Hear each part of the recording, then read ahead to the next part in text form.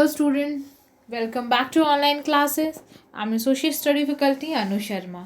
Last video में हम chapter number 3 discuss कर रहे थे फंक्शनिंग ऑफ स्टेट गवर्नमेंट. कुछ पॉइंट्स हम लोगों ने कर लिए थे. आज हम पढ़ेंगे function of the legislator state legislature. State legislature का फंक्शन क्या होता है. अगर हम बात करें तो जो स्टेट लेजिस्लेचर है उसके सेवरल फंक्शंस होते हैं, बहुत सारे फंक्शंस होते हैं. लेकिन सबसे इम्पॉर्टेंट फंक्शन क्या होता है उसका कि स्टेट लेवल पर हर कानून बनाना. ना सिर्फ कानून बनाना उसका काम होता है, बल्कि ये जितने भी आउटडेटेड लॉज होते हैं उनको रद्द करना भी उसका काम होता है.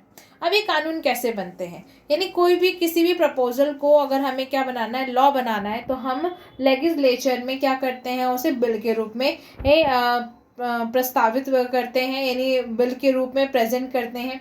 बिल के ऊपर जो लेजिस्लेचर होते हैं वो क्या करते हैं, डिबेट करते हैं, डिस्कशन करते हैं, वोट देते हैं उसके ऊपर. ठीक है. उसके बाद क्या होता है, मतलब वोट देते हैं. उसके बाद विधान दो, सबको पता है स्टेट लेवल पर दो पर वो होती हैं, दो हाउसेस होते हैं, अपर लोअर हाउस और अपर हाउस होता है. ठीक है. पहले तो लोअर हाउस को हम विधानसभा बोलते हैं और अपर हाउस को हम विधान परिषद बोलते हैं. तो ये जो बिल होता है पहले विधानसभा में उसके ऊपर डिस्कशन होता है, वोट होता है वहाँ पर, और अगर वहाँ पर बिल पास हो जाता है तो उसके बाद जो बिल है वो कहाँ जाता है, विधान परिषद जाता है. अब जो विधान परिषद है वहाँ पर फिर से उस बिल के ऊपर हर डिस्कशन होती है, डिबेट होती है, वोटिंग होती है, और अगर वो वहाँ पे पास हो जाता है तो फिर वो बिल जो है वो किसके पास जाता है, गवर्नर के पास जाता है. और जब गवर्नर उस पर सिग्नेचर कर देता है तो वो बिल क्या हो जाता है, पास हो जाता है, और उसे क्या कर दिया जाता है, लागू कर दिया जाता है. ठीक है. तो इस तरीके से किसी भी लॉ को बनाया जाता है. ठीक है. अभी जो लॉज होते हैं, यानी ये जो बिल होते हैं, दो तरीके के बिल होते हैं. एक ऑर्डिनरी बिल होता है और एक मनी बिल होता है. तो जो ऑर्डिनरी बिल है, जैसे मैंने अभी बताया कि पहले बिल को जो है वो लोअर हाउस में प्रेजेंट करेंगे, वहाँ पर पास हो जाता है, फिर अपर हाउस में देंगे, वहाँ पास हो जाता है, उसके बाद उसे गवर्नर के पास सिग्नेचर के लिए देंगे, तो वो बिल जो है, वो कानून जो है वो क्या हो जाएगा, वो लागू हो जाएगा. लेकिन मनी बिल जो है वो इससे थोड़ा सा डिफरेंट होता है. क्या होता है इसमें कि जो मनी बिल है वो विधानसभा में इंट्रोड्यूस किया जाता है. विधानसभा में पास हो जाने के बाद ये विधान परिषद जाता है.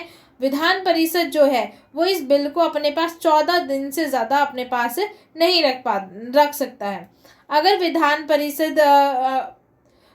परिषद जो है मनी बिल की कंडीशन में सिर्फ अपने विचार दे सकता है, वो मनी बिल को रद्द नहीं कर सकता.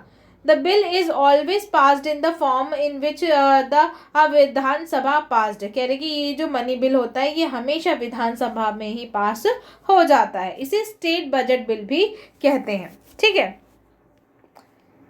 इसके बाद अगर हम बात करें, नेक्स्ट है स्टेट एग्जीक्यूटिव की, कि अब लेजिस्लेचर ने लॉ तो बना दिया, लेकिन एग्जीक्यूट कौन करवाएगा, स्टेट में लागू कौन करवाएगा.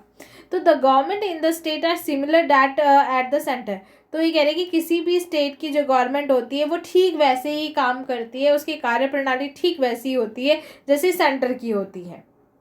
As the president in the nominal head the PM with the council of minister run the government. कह रहे हैं कि जो प्रेसिडेंट है, यानी प्रेसिडेंट हेड होता है, और प्रेसिडेंट के बिहाफ पर जो प्राइम मिनिस्टर है और प्राइम मिनिस्टर के जो काउंसिल ऑफ मिनिस्टर है वो सरकार चलाते हैं.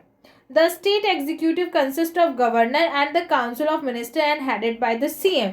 इसी तरीके से स्टेट एग्जीक्यूटिव जो होते हैं उनमें गवर्नर होते हैं, काउंसिल ऑफ मिनिस्टर होते हैं. उन काउंसिल ऑफ मिनिस्टर को कौन हेड करता है, चीफ मिनिस्टर हेड करता है. अब हम बात करते हैं गवर्नर की. गवर्नर कौन होते हैं. Governor of a state is not elected but appointed by the president from a term of 5 year. कह रहे कि गवर्नर्स को इलेक्ट नहीं किया जाता है, चुनाव नहीं होता है गवर्नर के लिए, लेकिन प्रेसिडेंट उन्हें 5 साल प्रेसिडेंट उन्हें अपॉइंट करते हैं और उन्हें 5 साल का कार्यभार सौंपते हैं. जो गवर्नर्स होते हैं उनके पास एग्जीक्यूटिव पावर्स होते हैं, लेजिस्लेटिव पावर्स भी होते हैं और डिस्क्रिशनरी पावर्स भी होते हैं, यानी गवर्नर के पास हर तरीके के पावर होते हैं और उनकी कुछ लिमिटेशंस भी होती है। सबसे पहले हम एग्जीक्यूट पावर की बात करते हैं। एग्जीक्यूट पावर के अंतर्गत क्या होता है कि जो गवर्नर है वो सीएम को अपॉइंट करता है, ठीक है। किसी भी सिंगल लार्जेस्ट पार्टी के सीएम को अपॉइंट करने का काम इसका होता है। ये काउंसिल ऑफ मिनिस्टर को अपॉइंट करता है। गवर्नर जो है वो जितने भी सिविल सर्विसेज के जो स्टेट सिविल सर्विसेज के जो पर्सोनल होते हैं उनको इलेक्ट करता है। President consult the governor in the appointment of जजेस। जो प्रेसिडेंट होते हैं अगर उन्हें किसी जज को अपॉइंट करना है तो वो किसकी सलाह लेते हैं, गवर्नर की सलाह लेते हैं। गवर्नर अपॉइंट द जजेस ऑफ द डिस्ट्रिक्ट कोर्ट। जो डिस्ट्रिक्ट कोर्ट के जो गवर्नर्स हैं उन्हें भी कौन अपॉइंट करते हैं, जजेस जो होते हैं उन्हें गवर्नर अपॉइंट करते हैं।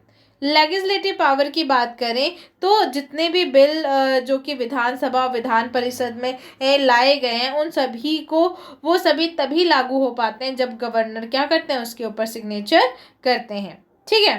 तो यहाँ पर ये सारी वही चीज़ें बताई गई हैं ना। अगर हम नेक्स्ट दूसरी पावर्स की बात करें तो डिस्क्रिशनरी पावर क्या होते हैं, governor uses this power only if the required. If no political party get the majority the governor ask the leader of the single largest party on the chosen leader of 2 or मोर।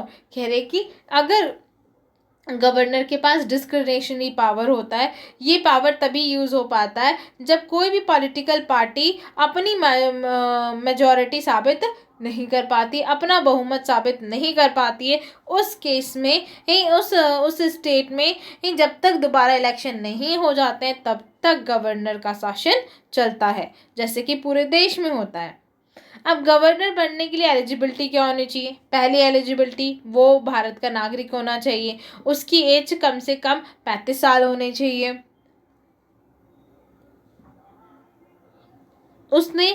उसके पास कोई भी office यानी government office का head नहीं होना चाहिए और दिमाग से तंदुरुस्त होना चाहिए।